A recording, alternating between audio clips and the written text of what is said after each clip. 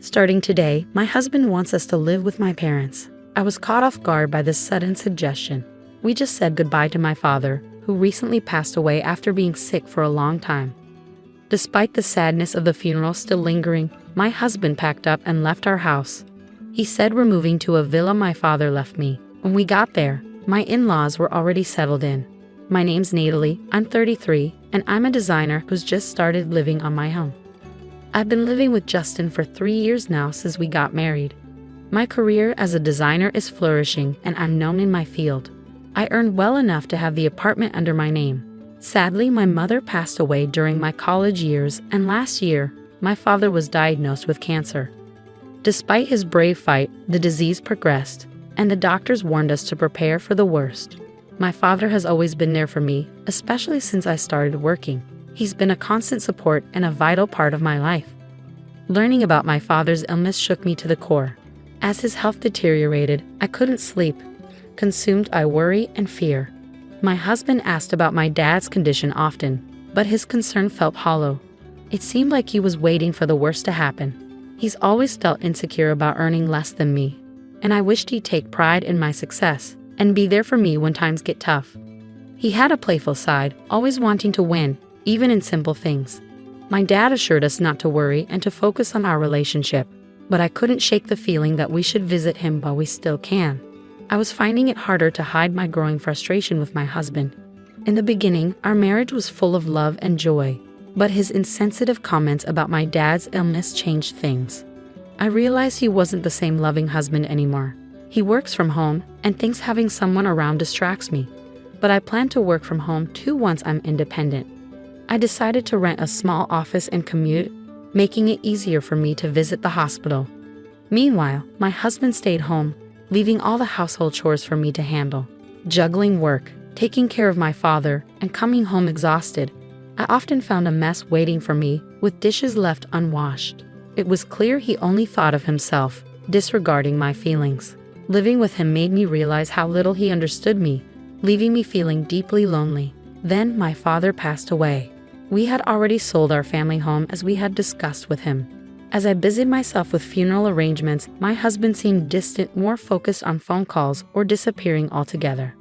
I pleaded with Justin to help me during this difficult time, but his phone interrupted our conversation. When he finally hung up, he brushed off my request, claiming he was busy with work calls. My frustration with him grew, especially amidst the turmoil of losing my father. His demeanor had turned colder, leaving me feeling even sadder. On the day of the funeral, Justin spent a long time chatting with his parents, leaving me feeling alone among the attendees. Despite the tension, the funeral proceeded smoothly, and we were able to wrap up the proceedings without any major issues. Out of the blue, my husband suggested we move in with his parents, as if it were the most natural thing to do. He even joked about divorce if I disagreed. I couldn't believe how casually he said it, especially considering the recent loss of my father. Fueled by grief and frustration, I retorted, "Live with them where? We don't even have a spare room here." In truth, one room in our apartment served as my husband's workspace, filled with his work stuff. Despite us not having kids, he used the space as if it were his own personal domain. "It's the villa you inherited," he said with a grin. I was taken aback. While we'd sold the family home, the villa held special memories of my father and me. I was determined to keep it that way, but my husband didn't seem to care about my feelings and kept pushing his own agenda. Living in that villa would be tough, I tried to explain, but he brushed it off. His parents had already made plans to move there, likely arranged during the funeral. With its spaciousness and peaceful setting, it was probably an appealing choice for them. Their move was already in motion, leaving no room for me to object. Every time I tried to speak up, my husband's disapproval was evident. "You're always thinking about yourself. Your constant absence because of your father's illness and emergencies has taken a toll on me. Do you even realize how much I've had to endure because of your obsession with your father?" His words were harsh, plunging my world into darkness. "Now that your father is gone, you need to listen to me." His year-long struggle was too much to bear. His callous remarks cut deep, leaving me in disbelief. I didn't want to accept that this was who my husband truly was, but it was clear he had little regard for my father or me. I couldn't shake the memory of my father's pain during his final days in the hospital. My father wouldn't have wanted me to just follow my husband's orders, leaving me behind. And he certainly wouldn't have wanted me to abandon my own feelings. In that moment, any love I had for my husband seemed to disappear. I couldn't shake the feeling of bitterness knowing he was excited about the villa while I was still mourning my father's death. Despite my emotions, I tried to warn him. Living in the villa might not turn out as you expect. I highly doubt that, was his response. With that, I had to accept his decision. I packed only the essentials and left our home. My husband looked puzzled at my sparse belongings, but I simply told him, I'll come back for the rest later. I couldn't bear to exchange any more words with him. It was painful to see the faces of my in-laws, who I imagined were eagerly awaiting my father's death and were now happily moving into the villa. I followed my husband in silence, unable to bear the thought of my cherished place being taken over by his desires. While technically a villa, it's more like a cozy family home by the sea, nestled in a neighborhood where life is simple and peaceful. Despite its tranquil surroundings, it's conveniently close to the city center, making it a valuable piece of property. As I stepped out of the station, memories of my childhood flooded back. I remembered how my father used to carry me home on his back after I fell asleep on the train ride. When we reached the villa, my in-laws were already there. I couldn't shake the feeling of suspicion, realizing that my husband must have secretly given them a key without my knowledge. This discovery only added to my unease. The realization that my in-laws had schemed to move into the villa without informing anyone only deepened my mistrust. As I looked around, I could see the excitement in their eyes as they envisioned their future in this home. Despite being a single-family house, it was filled with sturdy furniture chosen by my father and slightly different European-style decor that must have appealed to my mother. "What a beautiful villa. It's simply perfect," they exclaimed. "Goodbye to that cramped apartment. We're so fortunate to be able to live here now. The view from the second floor is breathtaking. Your father was clever to keep such a wonderful home a secret. We should all enjoy it together, as a family." Their enthusiastic remarks only fueled my irritation. It seemed like they didn't fully grasp the weight of my father's passing and simply saw the villa as a luxurious home they lucked into. Truly, both the location and the house are perfect. "We're lucky your father left us this splendid villa. We owe him our thanks," my husband chimed in, joining his insensitive parents in laughter. They cracked open beers to celebrate the move, oblivious to the solemnity of the occasion. I sighed as I prepared snacks, watching them tarnish the precious memories I had of my parents at the dining table. I chose to bury my feelings and endure the night. The next morning, the tranquility of the villa was shattered by my mother-in-law's piercing scream. I instantly knew something was wrong. As I woke up and hurried to investigate, I found my father-in-law and husband causing a commotion, slightly delayed in reaching the source of the scream. In the bathroom, my mother-in-law lay on the floor, clutching her foot with a panicked look. "The floor collapsed under me," she gasped, clearly shaken by the sudden event. "But the floor seems fine.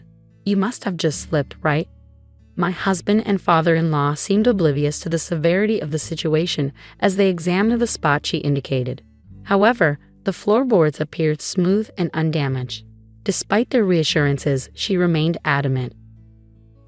"My father wouldn't have wanted me to just follow my husband's orders, leaving me behind. And he certainly wouldn't have wanted me to abandon my own feelings." In that moment, any love I had for my husband seemed to disappear.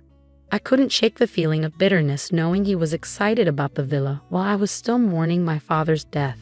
Despite my emotions, I tried to warn him, living in the villa might not turn out as you expect. "I highly doubt that," was his response. With that, I had to accept his decision. I packed only the essentials and left our home. My husband looked puzzled at my sparse belongings, but I simply told him, I'll come back for the rest later. I couldn't bear to exchange any more words with him. It was painful to see the faces of my in-laws, who I imagined were eagerly awaiting my father's death and were now happily moving into the villa. As they examined the floor, I was certain it had collapsed. "Have you tried stepping on that slightly different colored part of the floor?" I questioned. Their expressions shifted to surprise as they focused on the spot I indicated. Stepping between them, I leaned forward and pressed my slippered foot on the distinct section. Whoa, what was that? The floorboard made a distinct sound and gave slightly under my weight, snapping back into place when I lifted my foot. If someone unknowingly stepped on it, they'd think the floor had collapsed. "See, the floor sinks a bit. It's like a trap," I explained. "What?" That's dangerous. Is this house defective? They exclaimed. Calmly, I clarified, it's not a defect. My father intentionally installed it in this house. Why would he do that? They asked incredulously. It's what you'd call a mechanical mansion or a trick house, I revealed. As they examined the floor, I was certain it had collapsed. Have you tried stepping on that slightly different colored part of the floor? I questioned. Their expressions shifted to surprise as they focused on the spot I indicated. Stepping between them, I leaned forward and pressed my slippered foot on the distinct section. Whoa, what was that? The floorboard made a distinct sound and gave slightly under my weight, snapping back into place when I lifted my foot. If someone unknowingly stepped on it, they'd think the floor had collapsed. See, the floor sinks a bit. It's like a trap, I explained. What? That's dangerous. Is this house defective? They exclaimed. Calmly, I clarified. It's not a defect. My father intentionally installed it in this house. Why would he do that? They asked incredulously. It's what you'd call a mechanical mansion or a trick house, I revealed. In reality, my father was a devoted ninja enthusiast.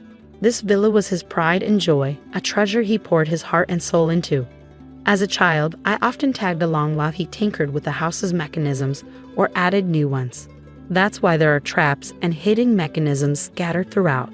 A shelf you shouldn't touch, a floorboard that gives way when stepped on, a door that requires a specific sequence to open, concealed passageways, and even secret rooms.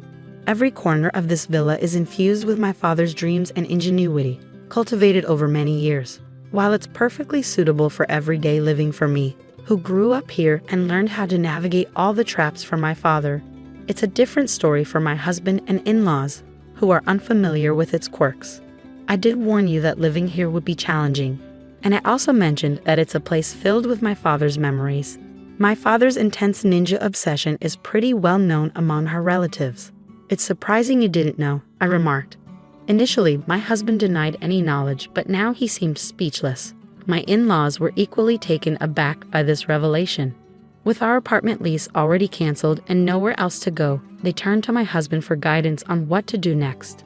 Amidst the chaos, both my father-in-law and husband inadvertently triggered another trap, causing them to stumble. As I watched them sprawled on the ground, I couldn't help but chuckle. Feel free to make yourselves comfortable for as long as you need, I said, my tone more sarcastic than welcoming. They had been enamored by the villa's luxury, ignoring my warnings and showing little interest in my father's peculiar hobbies. Now, they were experiencing the consequences of their oversight. Even my attempts to explain the dangers of the traps fell on deaf ears. It's no big deal. We'll get used to it, my husband insisted confidently, and I responded with a knowing smile. I'll head back to the apartment to get things ready for our move, I told them before leaving them at the villa. However, the truth was, I had no plans for moving preparations. Instead, I intended to take a few days off to sort through my father's belongings. As expected, just 2 days later, my husband and in-laws had had enough.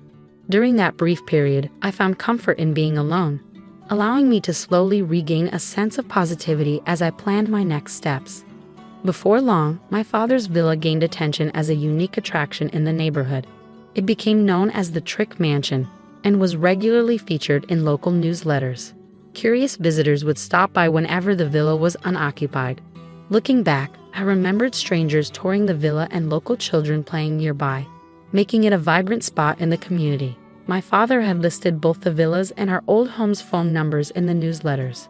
However, with the family home sold, any inquiries would now come to the villa's number. Thanks to my upbringing, I was able to handle calls from foreign visitors as I was proficient in foreign languages. However, my husband and in-laws struggled with foreign languages. In addition to the stress of navigating the villa's traps, they were overwhelmed by unexpected visitors and foreign language calls. Exhausted and sleep-deprived, they retreated to the apartment. Why don't we all just live here together? My husband suggested. After eagerly awaiting my father's passing to claim the villa, they were ready to give it up after just 2 days. Instead of offering them tea, I handed my husband divorce papers that I had already prepared and signed. There's no way we can live together under these circumstances. If you understand, please leave quickly, I said with a heavy heart. I couldn't forgive him for disregarding my feelings and acting insensitively without consulting me or providing any explanation. My husband decided that we would move in with his parents, leaving me with all the household responsibilities as he had never shared them before. Feeling trapped, I confronted him about his selfish decision-making and disregard for my feelings. What happened to the love you used to show me? I couldn't help but laugh at his obliviousness. How could I love someone who wished for my father's death and would rejoice when he passed? Handing him only the divorce papers, I escorted them out of the apartment. Firstly, this is my apartment. If anyone should leave, it's you. Despite my calm demeanor, my husband raised his voice, showing no concern for our neighbors. However, I remained firm. Natally, I'll call the police for trespassing. If you don't want that, leave quietly. Their voices fell silent upon realizing the apartment was in my name. They relied on me financially and didn't have much of their own. However, I had already made up my mind to sever ties before they could begin their lengthy persuasions. Both my husband and in-laws had limited savings. After being forced out of the apartment and unable to return to the villa, they settled into a cheap, low-quality apartment, struggling to make ends meet. They often reminisced about the previous apartment, considering it better. Initially, my husband felt remorseful and apologized frequently. However, as time passed, he became resentful of his parents. With their advancing age, they rarely found stable employment, depleting their savings and pension. Each move only exacerbated their familial discord, as they argued constantly within the thin walls of the apartment. Despite receiving noise complaints, they refused to apologize and instead retaliated, leading to strained relationships with their neighbors. They may soon need to search for another place to live. While my husband used to enjoy working from home, the current apartment lacked the luxury of a dedicated workspace. Struggling to focus on his work, his professional standing and sales took a nosedive. Now he barely makes ends meet with a late-night job at a convenience store and may need to take on multiple part-time gigs to survive. His in-laws regretted allowing their son to dictate their decisions, blaming him for their predicament during their frequent arguments. If only you had been more responsible, we wouldn't be in this mess. You should have double-checked everything. Don't pin the blame on me. She's the one who kept things hidden, they argued. I remained silent as they continued their accusations. If only you had communicated better with your father, none of this would have happened. I never imagined we'd end up like this because of our son, they lamented. Yet they had always harbored hopes of inheriting the villa and were elated when my father passed away. I'll never forget that. Following the divorce, I made significant progress in my career as a designer. To cope with my father's passing and these turbulent events, I incorporated ninja elements into my designs, sharing them on social media platforms. Their popularity surged, catching the attention of a major cosmetics company. To my surprise, they approached me for a project, designing packaging with an Asian flair, incorporating ninja elements. It felt like a way to honor my father's memory, so I eagerly accepted the opportunity and poured myself into the work. The project was a resounding success, propelling my career to new heights. With joy in my heart, I shared updates at my parents' graves, grateful for the chance to honor their memory in such a meaningful way. I chose to keep the mechanical house, preserving it as a special place brimming with memories of my father. I began organizing tours and transformed it into a space where both tourists and local children could enjoy themselves free of charge.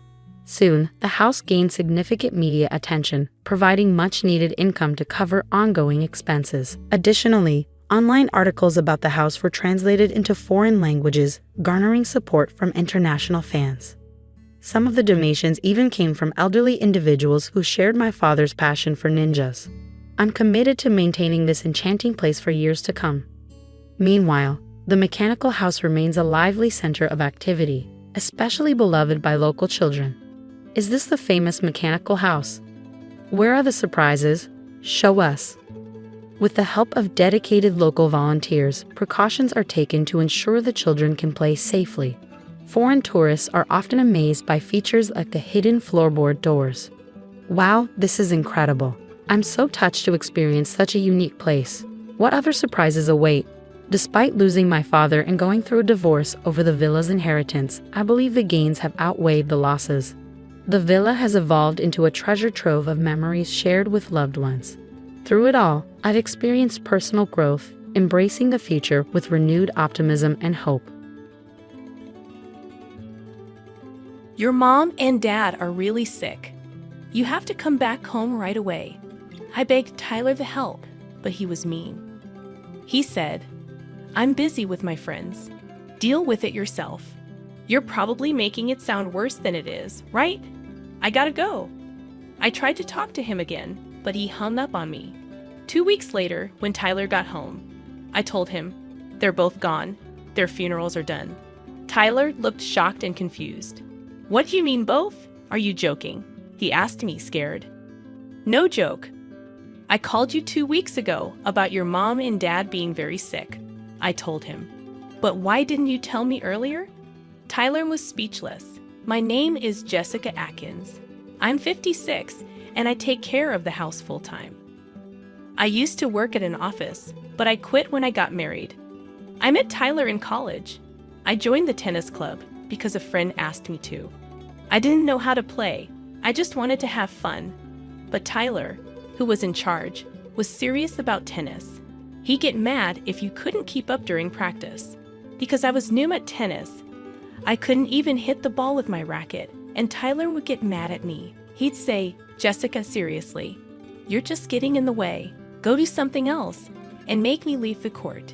His words made me feel really embarrassed. Most of the time, I was only allowed to pick up the balls, hardly ever getting to play. I got so frustrated that I practiced tennis at home. Maybe all that practice paid off. One day, when Tyler served the ball, I hit it back really well. Tyler looked surprised because he thought I'd miss. But then he said, Jessica, that was amazing, with a big smile. In that moment, I realized I had feelings for him. After that, Tyler kept being strict, and I kept trying hard to keep up with his tough training. Then one day, after a while, we were out with friends for our monthly get-together. We do this to strengthen our friendships outside of our usual group activities. On our way home from one of these gatherings, it was just me and Tyler. Suddenly, he told me he had feelings for me. Jessica, I've fallen for you. I want us to be together. I was surprised. Tyler had never shown any signs of liking me before. But I also had feelings for him. So I said, I like you too. Let's give it a try. That was the start of our relationship. Tyler wanted to keep our relationship a secret from our club friends to not affect the team spirit. But I was so in love with him at that time. I was just happy to be with him. We kept dating even after we finished college, and we got married when I was 26. I quit my job as Tyler asked when we got married. I'll always be there for Tyler, I thought. At that time, I was deeply in love, imagining a bright future with Tyler. It's been 30 years since Tyler and I tied the knot. In the beginning, we went on lots of dates and were really close. But as time passed, things started feeling a bit ordinary. Even I didn't put as much effort into my looks as I did when I was younger.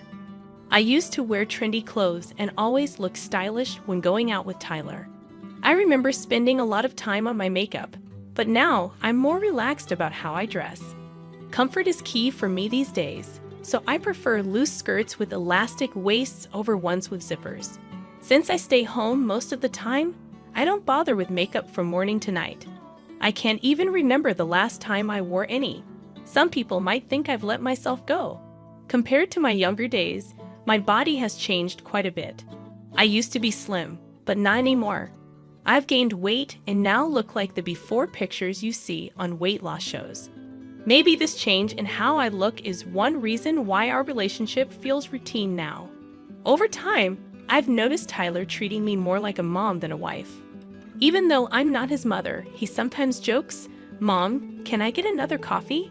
By the way, Tyler's mom still lives nearby, about a 10-minute walk from us, along with his dad. But we live in separate homes. My in-laws are really kind and always worry about me. Because they're so caring, I wanted to support them, so I visited them a lot. But recently, their health has been getting worse. My father-in-law is fighting a serious illness, and the doctors say there's not much more they can do. With tears in his eyes, he told my mother-in-law and me, "I want to spend my last days at home." So he left the hospital and is now getting special care at home. Taking care of my father-in-law all by herself, my mother-in-law looks exhausted, and she seems really sad. As a stay-at-home wife, I help take care of my in-laws almost every day, but I know it must be really hard for my mother-in-law to live with him all the time. It's tough, Jessica. Could you stay with us just for one night? She asks me, looking vulnerable. I'm sorry. Tyler comes home at night, I say, even though it hurts to turn her down. I understand. My mother-in-law says sadly when I say no. Every night, I have to take care of Tyler. Tyler is a very bossy husband and never helps with anything around the house. He just leaves his dirty socks everywhere. I have to make sure dinner is ready and warm when Tyler gets home. There's no way I can serve leftovers. If he finds out, he'll get really angry. Once I was late getting home because I was taking care of my father-in-law. When I finally got back, Tyler was furious. You should put me first instead of my dad. I'm your family, remember? He yelled at me, his face all red. I wanted to remind him that my father-in-law is his family too. But I stayed quiet because I knew arguing would only make things worse. Because of moments like this, I'd always have to prioritize Tyler. Every day feels so tight and stressful. As a stay-at-home wife, I feel guilty and can't stand up to Tyler. I couldn't help my sad mother-in-law. I could only look at her with worry. Lately, Tyler's been coming home late a lot, and he never tells me. Sometimes, he even comes home on the last train. You're late again. Tyler came home after midnight one night. I'm back, he said happily. His face was red, and he seemed a bit drunk. Did you go drinking again? You've been coming home late so often. I asked, taking the bag he handed me. I'd earned the money, so I'll spend it how I want, Tyler replied. But you're just a stay-at-home wife, so you should just obey me, Tyler replied gruffly. But don't you think it's happening too often? Who are you going out with all the time? Their families might be worried too, I hesitantly asked Tyler. Maybe you're making people go drinking with you. You've been with the company for so long and hold a high position. It's hard for most people to say no to that. Tyler replied with a smug smile. It's fine. I always go drinking with the same coworker. Plus, he lives alone and is single. He's always happy when I buy him a drink, Tyler said smugly. I couldn't say anything back. Being a stay-at-home wife without much say in things, I had an idea and decided to talk to Tyler about it. Could you tell me beforehand when you're going out for drinks? Your mom seems really stressed, and your dad's not doing well either. I want to be there for them as much as possible. But Tyler laughed off my concerns. No way. I go out when I feel like it. Besides, Mom will handle Dad. Jessica, you should be all for me.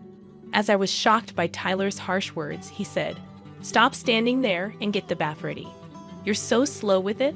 And he quickly went to the bathroom. Yes, I'm sorry. All I could do was reply like that.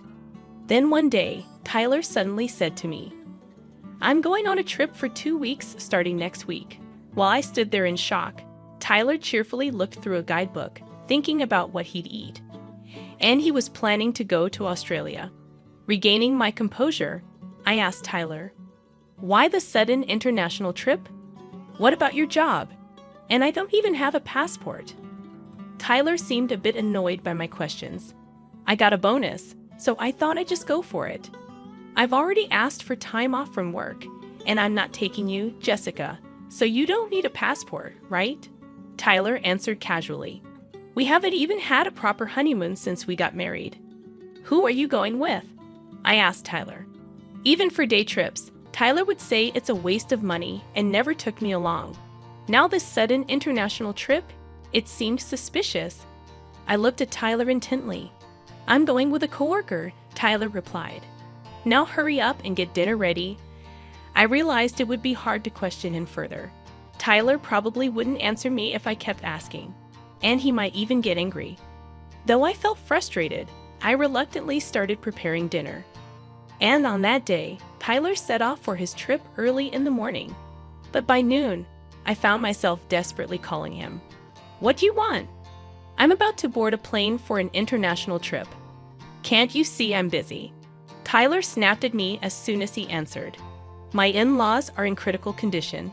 Please, can't you cancel your trip and come home immediately? I pleaded desperately with Tyler. If he hadn't boarded the plane yet, there was still time, or so I thought. But Tyler's response was harsh. I'm on vacation with my colleague. Deal with it on your own. You're probably making it sound worse than it is. I'm busy. Gotta go now. Bye. Wait a second. I tried to reach out to Tyler, but he hung up on me anyway. No matter how many times I called back, he didn't answer. You'll regret this, I muttered to myself. 2 weeks later, I'm back. Tyler came in cheerfully, carrying a big suitcase. I went up to Tyler, feeling angry and upset, and said, "Both their funerals are over." What? Tyler looked confused, like he didn't understand. What do you mean by both their funerals? Are you playing some kind of sick joke? Tyler panicked, questioning me. I sighed deeply at Tyler's reaction. It's not a joke. Don't you remember?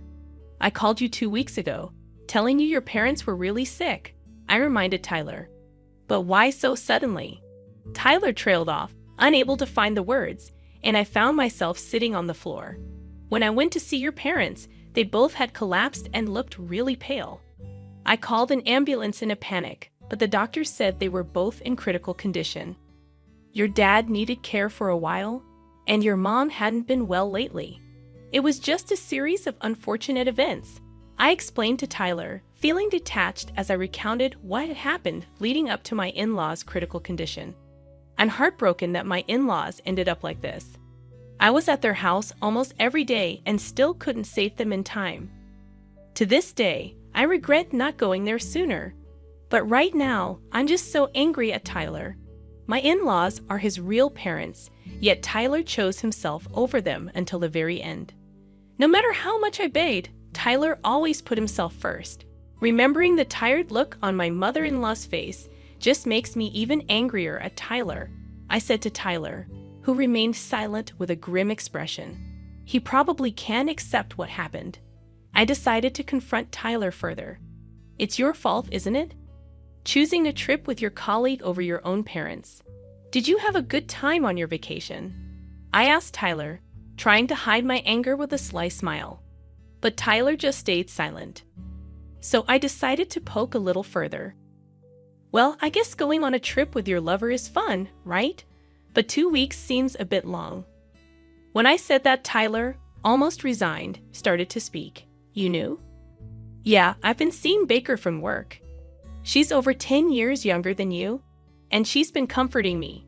It was clear that Tyler was indeed having an affair. His recent late nights were probably because of this Baker. As I remained silent, Tyler, thinking I had accepted his confession, continued to talk. Baker is nothing like you. She's slim, beautiful, and she has a job. You don't compare to her. Tyler was obviously proud of himself. Not bothered at all. I responded casually. He seemed to forget that he had asked me to become a stay-at-home wife after we got married. Then, as if he had an idea, Tyler made a suggestion. Exactly. Now that my parents are gone and there's no one to object, we can get a divorce and I can live here with Baker. So, leave right now.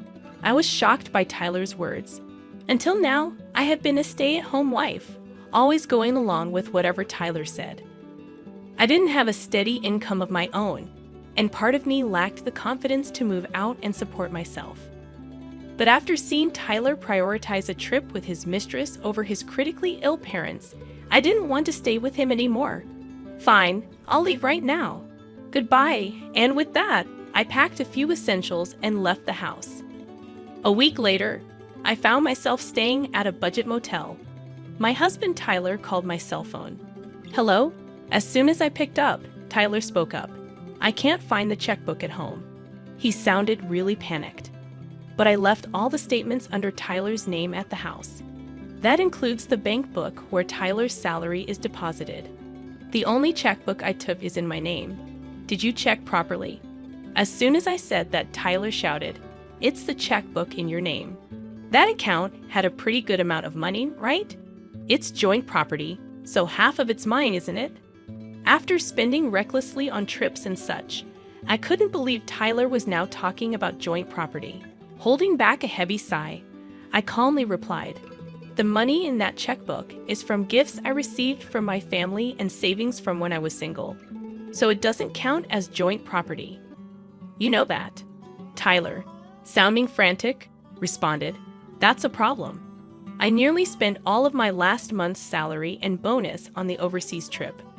I thought I could cover the shortfall in our living expenses by withdrawing from your account. Up until now, I'd kept my checkbook in a drawer where Tyler could easily see it. I had no intention of hiding it from Tyler, so he must have seen the balance. I've moved out, Tyler, so I have no idea about your living expenses. Maybe ask for an advance on your paycheck." I firmly declined Tyler's request. Then, just to give Tyler a heads up, I added, "By the way, there's hardly any inheritance from your parents. They were living on their pensions, and with the cost of your father's care, they were barely getting by. And you better clear out their rented apartment soon, or you'll be paying rent every month." My in-laws have been living in a rented apartment, barely making ends meet with the rent and the cost of caring for my father-in-law. My mother-in-law somehow managed to save and get by each month. I reckon my mother-in-law had her share of worries and stress. "You're kidding," Tyler sounded shocked over the phone. So I decided to give Tyler the final blow. "I have no responsibilities to help you out. You are on your own," I declared cheerfully. "Why?" Tyler's voice was full of disbelief. Despite kicking me out without any income, he seemed to have forgotten that. "I hope they both lose their social credibility. I've got nothing left to lose. Whatever happens to them, it's none of my business. It's all my fault. Just help me out this time, please," Tyler pleaded with a voice full of desperation. "No way. You're going to regret this big time." I told him that and ended the call with Tyler. Tyler and I eventually went through with the divorce. Initially, Tyler resisted, mainly due to financial concerns, but he eventually caved in and signed the divorce papers after persuasion from my lawyer. Tyler always acted tough around me and my in-laws, but seemed submissive around others. He was all talk and no action, unable to stand up to a professional like my lawyer. Our properties were divided equally, thanks to my lawyer's efforts. Tyler had almost depleted his savings on a trip with Baker, so he was strapped for cash. My lawyer predicted Tyler would be uncooperative, but in the end, I was satisfied with the outcome. As for what happened afterward, it appears Tyler is struggling to make ends meet, living from one paycheck to the next. He has additional expenses like clearing out my in-laws' rental apartment and paying rent. Moreover, he was dumped by Baker after their affair was exposed. Initially, Baker was ambitious and used Tyler for her own gain, but she distanced herself once Tyler was demoted and she got transferred elsewhere. Tyler reached out to me through my lawyer, expressing regret and asking for another chance. Since I've blocked his calls, he's resorting to communicating through the lawyer. This desperate plea indicates he's truly cornered. He's even asked for financial help, requesting money from my savings from when I was single, which doesn't benefit me at all. Even the lawyer was surprised by this request. I hope Tyler continues to struggle. He deserves it for his actions. By the way, I reached out to Baker through my lawyer, and her response was surprisingly respectful. She conveyed, "While I was with Mr. Tyler, my expenses were minimal, so I enjoyed spending his money. But it didn't last long." She expressed deep regret for everything. It became evident that she was never truly interested in Tyler. Rather, she was attracted to his status. It's sad to see Tyler fall so hard for someone who didn't genuinely care about him. Reflecting on Tyler's downfall brought a smirk to my face. Since then, I've decided to rejoin the workforce. Can you believe it? I took up a part-time job at a convenience store. It's my first time in customer service, and surprisingly, I'm enjoying it. I was initially concerned about being on my feet all day, but once I started, time just flew by, and I found it quite enjoyable. Besides manning the register, there's tasks like stocking shelves, preparing snacks, and various other responsibilities at a convenience store. I even get to utilize my housekeeping skills with the cleaning duties. The manager mentioned that if I put in the effort, I could secure a permanent position. Apparently, there have been others in similar situations who successfully transitioned to full-time roles. Being in my 50s feels like I'm at the midpoint of life. Despite going through a divorce, I initially thought my future looked bleak, but even at this age, I'm discovering new experiences and having a great time. I'm determined to keep looking forward and moving ahead. That's my mindset right now.